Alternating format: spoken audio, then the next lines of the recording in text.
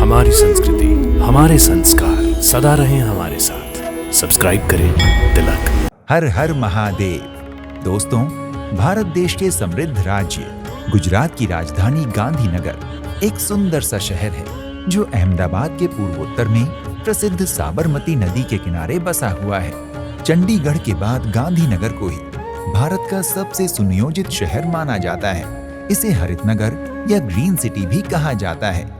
गांधीनगर का नाम महात्मा गांधी की याद में रखा गया है। यहाँ के प्रमुख दर्शनीय स्थलों में स्वामी नारायण संप्रदाय का अक्षरधाम मंदिर, राधेजा, दभोदा इत्यादि हैं। आज हमारे चैनल दर्शन की टीम गांधीनगर के निकट ही प्रकृति की गोद में बसे रंधासन नामक गांव में आई है, जहां स्थित है महादेव का एक सुप्रसिद्ध धोलेश्वर महादेव मंदिर।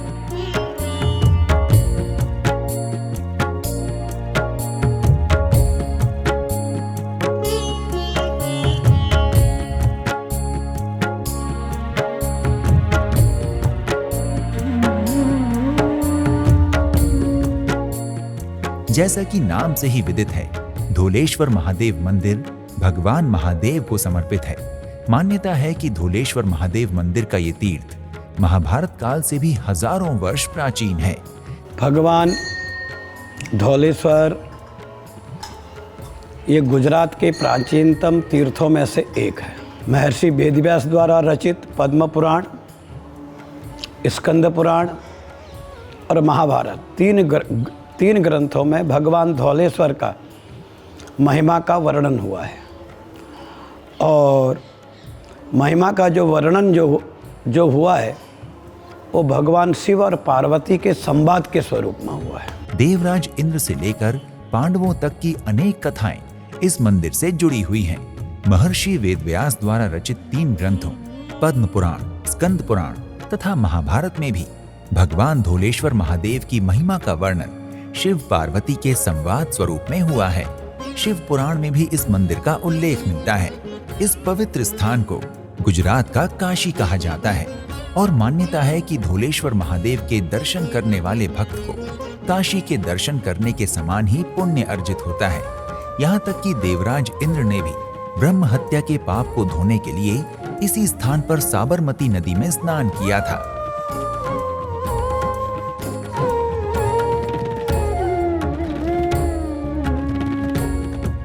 मान्यता है कि इस मंदिर की स्थापना स्वयं देवराज इंद्र ने की थी।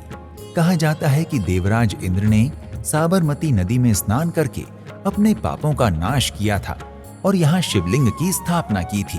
इसलिए इस मंदिर को इंद्रेश्वर महादेव मंदिर के नाम से भी जाना जाता है। ये भी कहा जाता है कि साबरमती में स्नान करने के बाद इस स्थान पर इंद्रदेव के शरीर का वर्ण गोरा अर्थात धवल हो गया था, जिसके कारण इस मंदिर का नाम धोलेश्वर महादेव मंदिर पड़ गया। मान्यता है कि पांडव भी अपने अज्ञातवास के दौरान कुछ समय के लिए इस स्थान पर आए थे। एक अन्य कथा के अनुसार प्राचीन काल में एक गडरिया अपनी अनेक गायों के साथ इस क्षेत्र में रहा करता था। उसकी एक गाय प्रतिदिन एक निश्चित स्थान पर अपना दूध विसर्जित कर देती थी। बाद में उस स्थान से एक श्वेत वर्ण का शिवलिंग प्राप्त हुआ। श्वेत वर्ण होने के कारण उस शिवलिंग को धोलेश्वर नाम दिया गया।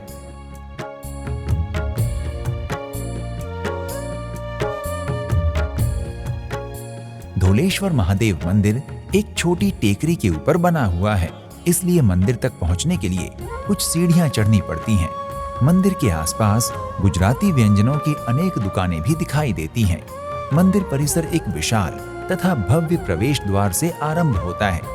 इस द्वार से आप अपने 4 पहिया वाहन के साथ भी प्रवेश कर सकते हैं, क्योंकि मंदिर परिसर काफी विशाल है और इसके भीतर ही वाहन पार्किंग की सुविधा उपलब्ध है।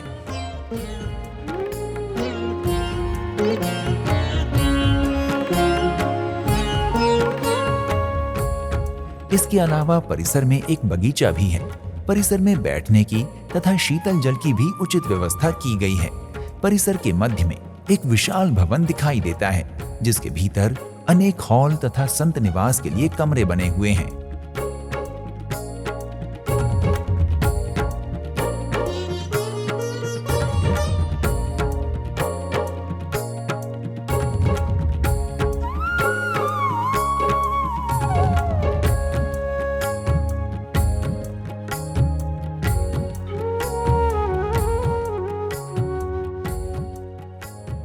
परिसर में यज्ञ पुरुष मंदिर के नाम से एक मंडप भी बना हुआ है, जिसमें समय समय पर यज्ञ तथा हवन के अनुष्ठान होते रहते हैं।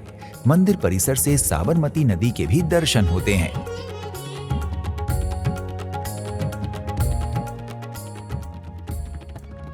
परिसर में अनेक छोटे बड़े मंदिर भी निर्मित हैं।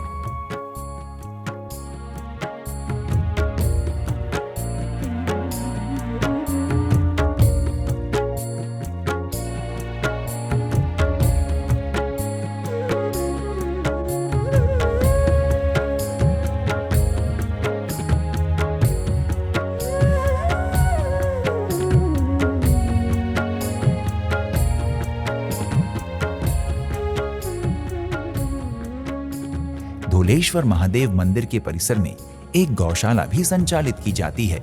ये गौशाला आपको मंदिर में प्रवेश करते ही बाएं हाथ की ओर दिखाई देती है।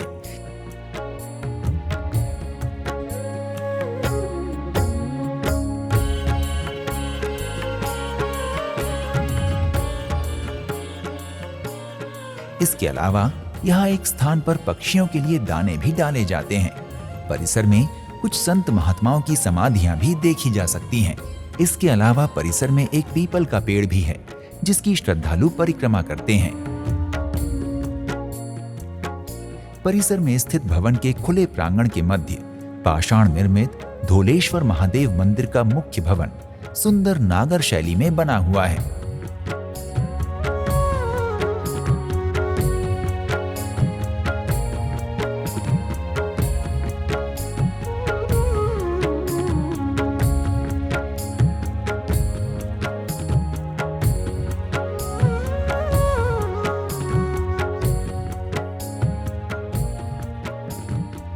संपूर्ण मंदिर के निर्माण में उत्कृष्ट वास्तुकला और नक्काशी देखी जा सकती है।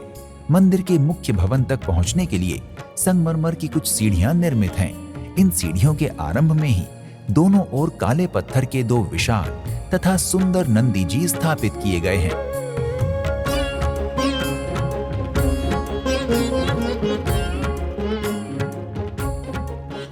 मंदिर के सुंदर तथा विशाल शिखर में अनेक लघु शिखर देखे जा सकते हैं, जो इस मंदिर की भव्यता में चार चांद लगाते हैं।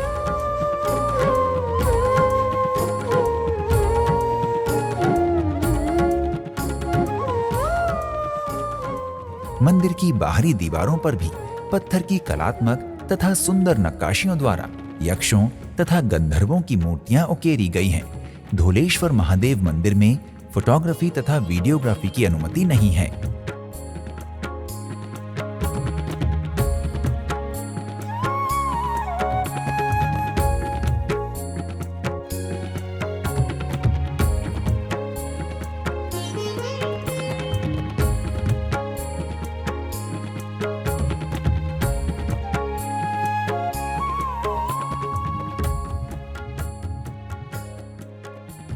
महादेव का मंदिर होने के कारण श्रावण माह को धोलेश्वर मंदिर में दर्शन करने के लिए सबसे उचित समय माना जा सकता है।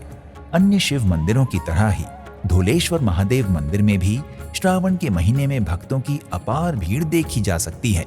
श्रावण माह में यहाँ प्रतिदिन भंडारा चलता है। इसके अलावा मंदिर में शिवरात्रि भी बड़ी धूमधाम से मनाई जाती है।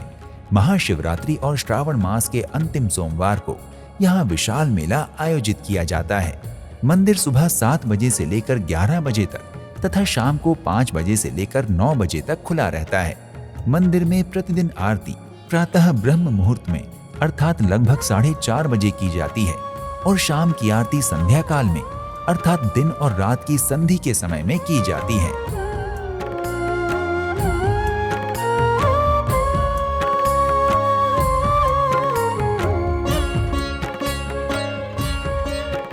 अहमदाबाद से धोलेश्वर महादेव मंदिर की दूरी मात्र 24 किलोमीटर है। इस मंदिर में दर्शन करने के लिए गांधीनगर पहुंचकर ऑटो के द्वारा भी मंदिर तक जा सकते हैं।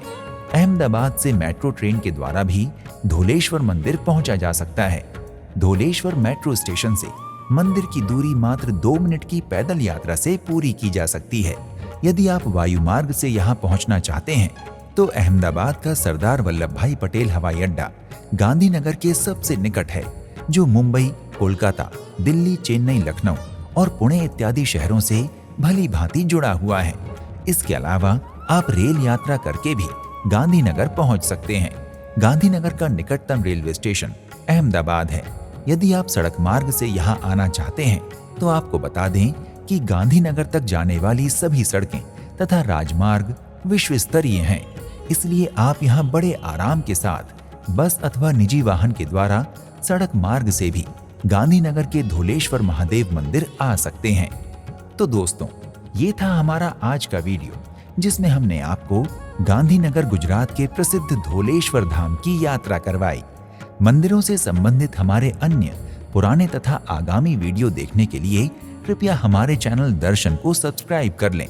इसी के साथ हम आपसे विदा चाहते हैं। शीघ्र ही आपसे एक अन्य पवित्र धार्मिक स्थल की यात्रा पर फिर से भेंट होगी। हर हर महादेव।